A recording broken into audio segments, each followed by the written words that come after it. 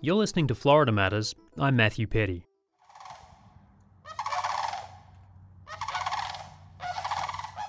Do you recognize that sound? It's a flock of cranes at Fort Cooper in Citrus County. It's the kind of up-close wildlife encounter you might expect at one of Florida's 175 state parks. But you may have seen some other headlines about state parks lately. Florida's Department of Environmental Protection is proposing major developments at 9 state parks, including lodges, pickleball courts, and a golf course. You don't want to do that on a piece of land that was protected just for the benefit of the fact that it's a rare and a special place. That's Eric Draper, who spoke to WLRN in Miami. He led the state parks from 2017 to 2021, and he's not the only one raising the alarm. Here's Julie Wraithmell, Executive Director of Audubon of Florida, talking with WUSF. You can't climb to the top of the Dune Tower at Jonathan Dickinson State Park anywhere. You can't watch migratory songbirds flying in off the Gulf after their nonstop 20-hour flight from the Yucatan in the spring, like you can at Honeymoon. These are special places that are increasingly rare in Florida, and they're not improved by a golf course or by a continental breakfast or by a pickleball court. So, I think Floridians are rightfully kind of scratching their heads and saying, wait a minute, why exactly? The proposals about pickleball and golf courses at state parks are just that for now. Our newsroom will be keeping an eye on this issue for you, so check out the latest at WUSF.org. Coming up, you'll hear what makes these wild places so special and why people want to protect them. You're going to meet a St. Petersburg couple on a mission to visit all 175 state parks. But first, a conversation highlighting the primary election, what it means for your ballot in November, school board politics, and more. Voters across the Tampa Bay region cast their votes in Florida's primary election. You'll see some candidates moving on to November, and in some cases, like school board elections, the decisions have been made. Well, to talk more about what happened in the primary and what comes next, here's WUSF's Steve Newborn and Kerry Sheridan.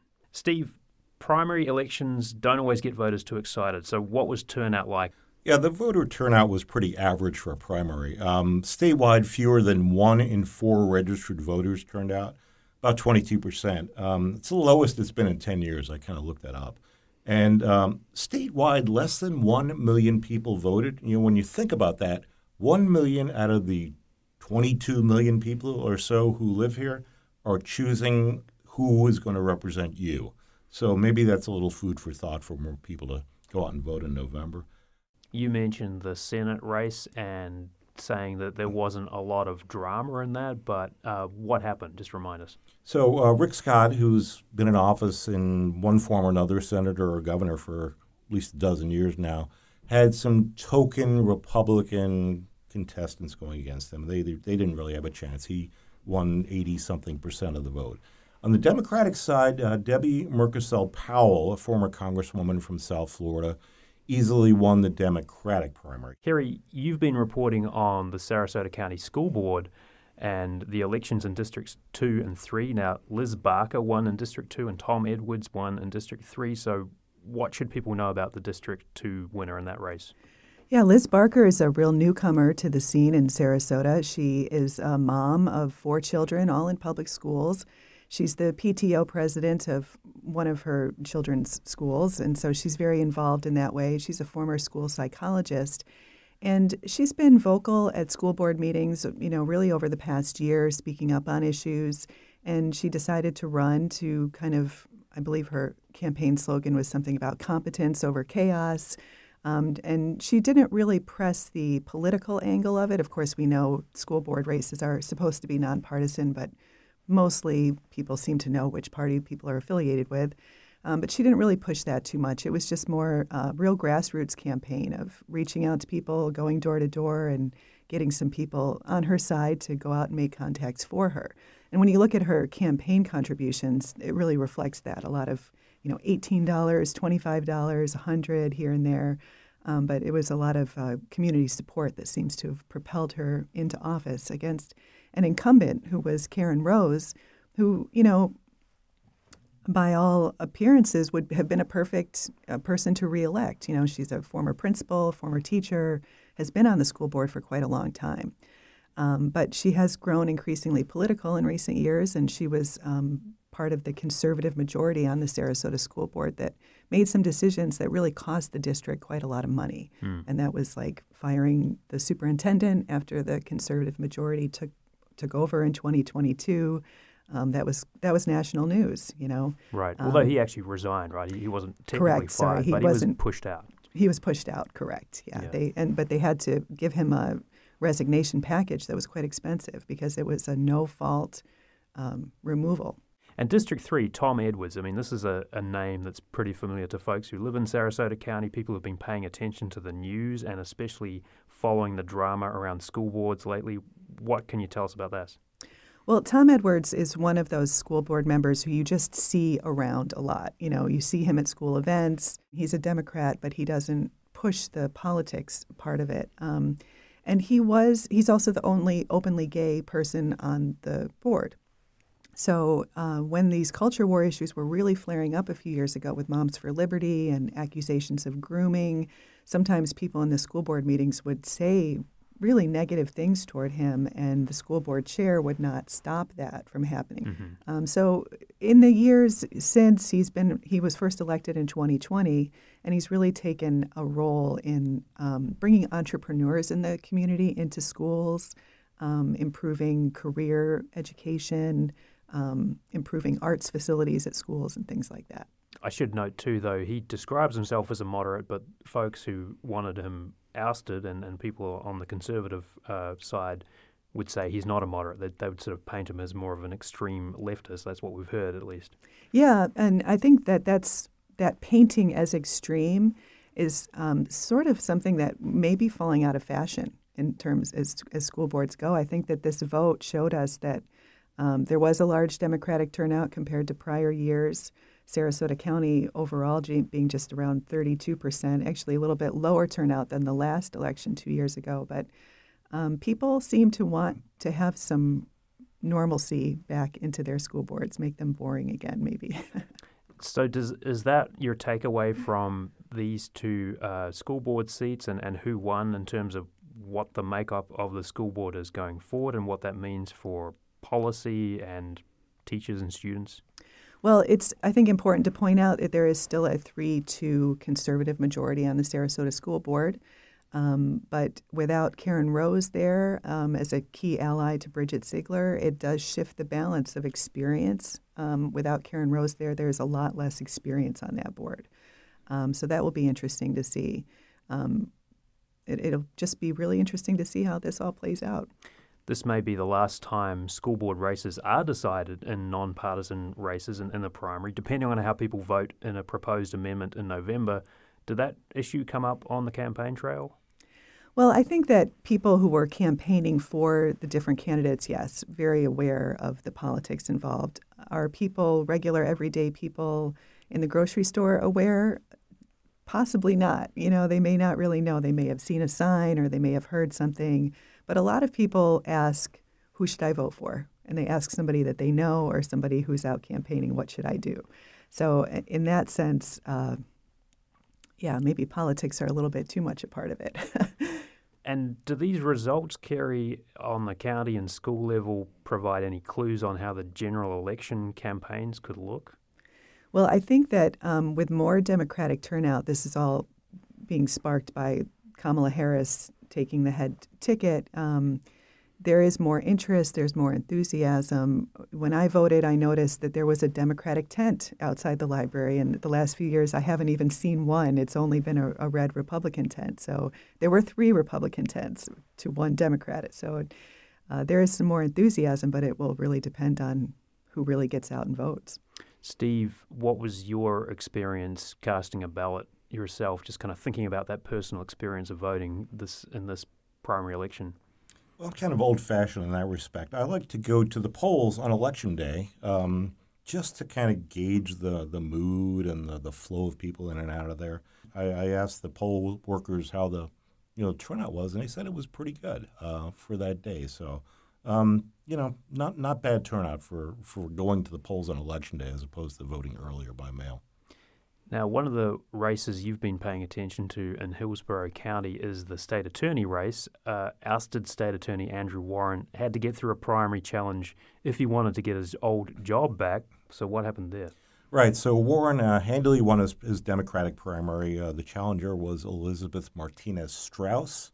She's a Tampa lawyer who applied to run before Warren changed his mind that he was going to run again. He had originally, after he got suspended by Governor DeSantis for signing a pledge not to enforce certain laws regarding abortion and transgender health care, he was kind of on the fence whether he was going to run, and so Elizabeth Strauss decided to register for that just in case. Yeah, in fact, I think at one point he said, I am not going to run He did. for re-election, and then changed his mind. 2 months later, he changed his mind, which, we're all entitled to do. So Warren won pretty easily. Now, he will face the woman who replaced him when Judge Susie Lopez was appointed by Governor DeSantis to that position.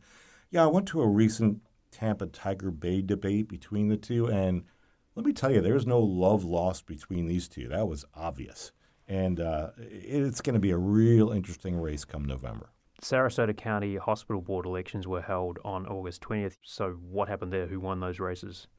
All right, so the Sarasota Hospital Board, this is one of those down-ballot tickets that nobody ever talks about, right, Carrie? I mean, most people don't even know it exists, right? It's a public hospital. They have elections. It's one of the few counties that actually has this. So a couple of years ago, the Medical Freedom slate won a couple of seats there. This is after COVID-19 and the whole hullabaloo about wearing masks, vaccines, and such. So we had 4 candidates who had chosen to run on this medical freedom ticket, and they all lost. Mainstream Republicans came together. This is a Republican-only primary.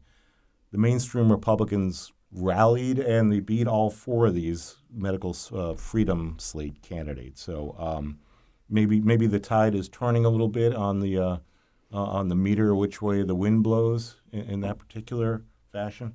So that was maybe unexpected. Kerry, it strikes me that both in the case of the hospital board and also the school board, you have 2 sort of movements in terms of the culture wars and then the medical freedom movement, which arose out of the pandemic. And now, as Steve says, maybe the tide's turning there a bit. So when you look at the hospital board, what does this election portend for the direction that board may take and the hospital itself? Yeah, there were some Democrats who changed their party affiliation before this just to vote in the hospital board because it is a Republican-only, situation in that way. So it probably was Republicans mainly coming together against them, but some Democrats added their voices to that. And it does show, interestingly, that there is a faith that people have in the system. And I think that during COVID, there was a lot of questions that came up about misinformation and people being unable to see their loved ones in their dying moments. Of course, this was very upsetting to people and wanting to have some control over, their own medical freedom is where this whole movement was born out of. But will it last? Does it really have the legs? Apparently not. And also with the partisanship we talked about in school boards, Governor DeSantis endorsed 23 candidates, 11 lost, and the last time around, most of them won. So that's quite a shift. Any surprises aside from those 2 races to you this primary, Kerry? Well, in Manatee County, there were two members of the commission who were voted out, 2 incumbents, Van Osterbridge and another one. They were, incumbents, powerful, wealthy, had raised a lot of money and lost their seats. And that could be also a sign of after Tropical Storm Debbie passed by, became a hurricane later, a lot of flooding in Sarasota and Manatee County, and a lot of people are angry and have questions about the overdevelopment. So it's, to me, I don't cover politics that much, but it seems to me to be a moment of people really engaging and realizing how their choices affect their lives, whether it's their home gets flooded, their streets, their schools are throwing a lot of extra paperwork at teachers about pornography that didn't really exist as a problem to begin with. They may be speaking up and trying to restore their own voices in their community. Yeah, I think people really are realizing that elections count. You need to go to the ballot box, you need to vote, and that's the only way you're going to, enact this change that they want. If you don't vote, you have no right to complain, right? Steve, you have been covering Tampa Bay and Florida politics for a long time, and as you know, a lot of new people have moved here. There's a whole new generation of voters as well. What's your advice for those folks as we head towards November? Well, it's interesting how fast the political scene changes, right? Just in the last month or so, we have a totally different presidential campaign going on, right? So my advice is to, if you're not familiar with the candidates, do your research. I mean, there's tons of articles out there. Go to their website, read up on what they propose, read up on who they back, what they want to do. Do your homework and just register, vote, get out there, and make a difference. And in terms of the new generation, I mean, you've got a personal connection to that, right? Seeing that new generation come through and cast their ballots. Yeah. So I told you earlier, I went to the polls in person yesterday. And I brought my son. He just turned 18, voted for the first time, in a primary, too. This isn't just a presidential election. And he came out of that little booth with a big smile on his face. I put it up on Facebook. I was very proud daddy. So, it's nice to see democracy in action, on a personal level like that, right? Steve Newborn, thank you so much for your insights. Appreciate it. My pleasure. And Kerry Sheridan as well. Appreciate it. Thank you. You're listening to Florida Matters. Coming up, you'll take a trip into the wild beauty of Florida's state parks with a couple on a mission to visit all 175 of them.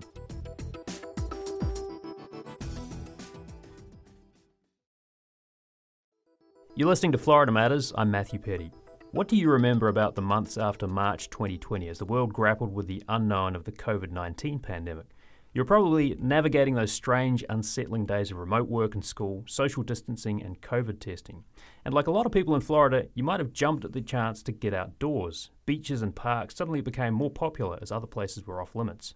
Well, that's what Wilma Norton and Peter Couture decided to do. And as you'll hear today on Florida Matters, they have a whole new appreciation for Florida since they started visiting state parks in 2020. It took the world locking down for Florida to open up for us, they wrote in a Bay magazine article published in June. Now they've ticked off more than half of Florida's 175 state parks. Well, Peter and Wilma, thank you so much for joining us. Appreciate it. Thank you. It's good to be here.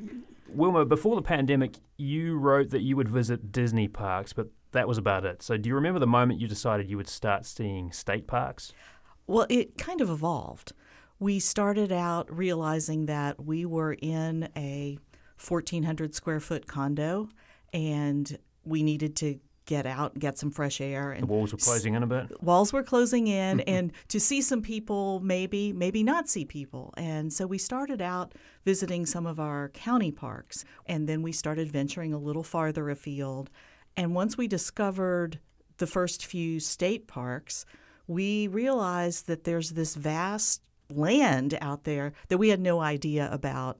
And so that's kind of how our journey started. Was there a specific park that inspired you to start visiting all of them?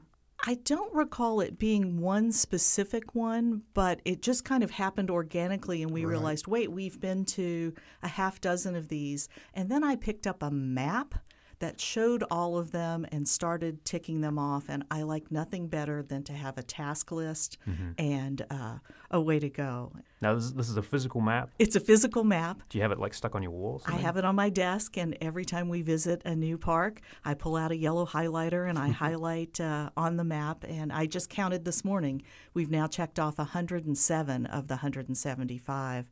Wow. We have a plan for next month to hit about 12 or 15 more of them. So satisfying to tick things off on a map, It right? is. It very much is. It so fits her personality. Now, Peter, both of you were not born in Florida, but you're longtime residents. So what were your experiences of the outdoors before moving to Florida, and what did you think of Florida's natural environment when you arrived?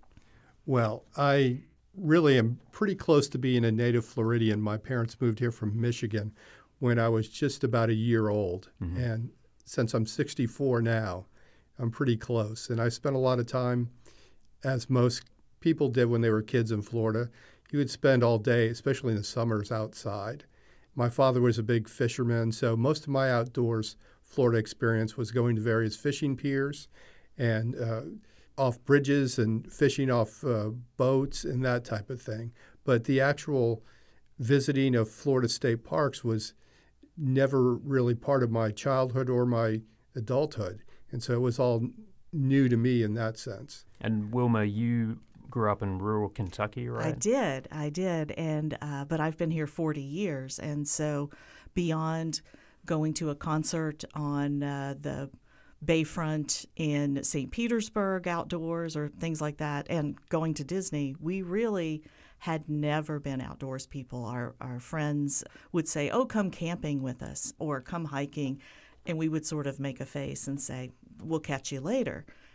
Those same friends are now making fun of us for how much we are passionate about the outdoors in Florida and Florida state parks. Because I think living in the city, you don't realize how much of Florida is still vast and undeveloped, and how beautiful it is in so many different ways, depending on what part of the state you're in. We were in the Panhandle recently visiting. There's about 6 or 8 state parks along the Panhandle and the Big Bend area. And we got out of the car at Henderson Beach State Park and walked up over the dune. And I sort of caught my breath and said, now I understand why they call it the Emerald Coast. And that's not anything we had explored and probably wouldn't have planned a weekend in the Panhandle except for my list that I needed to check off. We had such a great time. One of the parks you wrote about is Washington Oaks Gardens State Park, south of St. Augustine, and you wrote, "This park on the Atlantic, which we visited early in our exploration, showed us that you never know exactly what you're going to find, and that's a good thing." What did you mean by that? What we've discovered is that you cannot judge a book by its cover. If you look at photos online, they really don't tell the whole story of a park. We've gone to parks where we thought, oh, we knew what we were getting into, and it's totally different. Well, and I think Washington Oaks is a good example of that. It's divided by the highway. And so on the western side of the highway, there's a mansion and gardens and roses and all of that. On the Atlantic side of the highway, there are these coquina formations that look like the surface of another planet. And that was the surprise for us, is we had not seen anything like that. And I think at a lot of parks. I was thinking about, we were at Fort Cooper up in Citrus County, and there's a trail. We came out of the bathroom, and there was a flock of whooping cranes just standing there, and I pulled out my phone and then got video of them whooping and running and flying. And it's like, you can't plan those sorts of things. Wilma, do you have a favorite state park? I mean, there's a lot to choose from, as you say, and as Peter was saying, there's like a, there's a multitude. Every park has something special about it, but are there some that really stand out so far? Well, I think it's your favorite of what type. Myakka River is one of my favorites because it's not that far from us. If you have people visiting who want to see alligators, you always know you're going to see alligators. It has a varied terrain. There's a boat ride. We've seen bald eagles.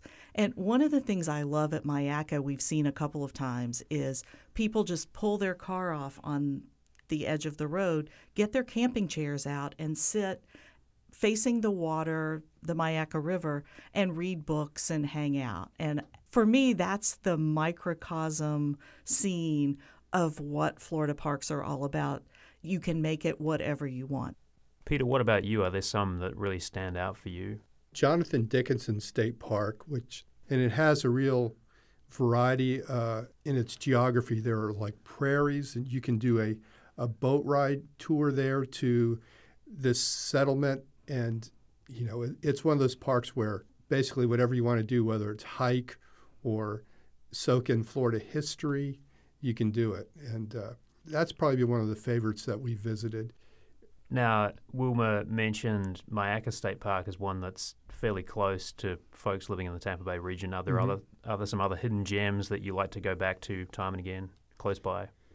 Well, Myakka, of course, really is like one that we go back to a lot. And in the immediate Tampa Bay area, Hillsborough River. Hillsborough River. It's got that great suspension bridge, and it has rapids, and it's kind of a hidden gem too, because you don't associate the Tampa area especially with wilderness. But you get there and it's like, wow, there are rapids here. Now, that's a relative term when you're talking rapids, but still, there are good hiking trails, and it's not what you'd expect when we could walk out this studio and be there in, few minutes time. Yeah. I mean, speaking of being on the road and trekking around the state, these adventures are road trips, right? So I do want to ask, what's your go-to car snack? Well, we have, there are these Fritos twists that are honey barbecue that we only eat in the car because they're really bad for you. We usually carry salami and cheese and peanut butter stuffed pretzels, because sometimes you get way out in the boonies and you can't find any place to get lunch. Back in the spring, we were up in the Panhandle, and we kept thinking, well, at least come upon a convenience store. And we just drove for miles and miles and miles through state forest until we finally got to a McDonald's at 3 o'clock in the afternoon when we got back on US 19. We do try to pack some protein as well as, nice, good, crunchy, fatty, salty stuff. Peter, has this changed the way you think about Florida? Yes, it has immensely, because I was unaware how beautiful Florida is and how diverse it is. And I do think of it differently. So my one regret is that I didn't start these explorations when I was younger. I could have gotten much more out of it, I think, when I was more physically fit and able to do some of these outdoor activities. Now, we both hike, and we really enjoy hiking, but I'm sure when we were younger it would have been a little bit easier. So what would your advice be to others who might be interested in checking out a state park? When you see one of those brown signs that says whatever state park and an arrow, put on your turn signal and stop. Even if you don't have a pass, the annual passes for a family are $120. I think the most expensive state park is $8 per carload. Just go get out, stroll down the little path, and look around. That's how we started. Well, Wilma Norton and Peter Couture, thank you so much for stopping by to chat about Florida state parks. Really appreciate it. Thank you for having us. Thanks. That's our show for this week. Florida Matters executive producer is Grayson Doctor. You can subscribe wherever you get your podcasts and watch on YouTube. Engineering support from Jackson Harp.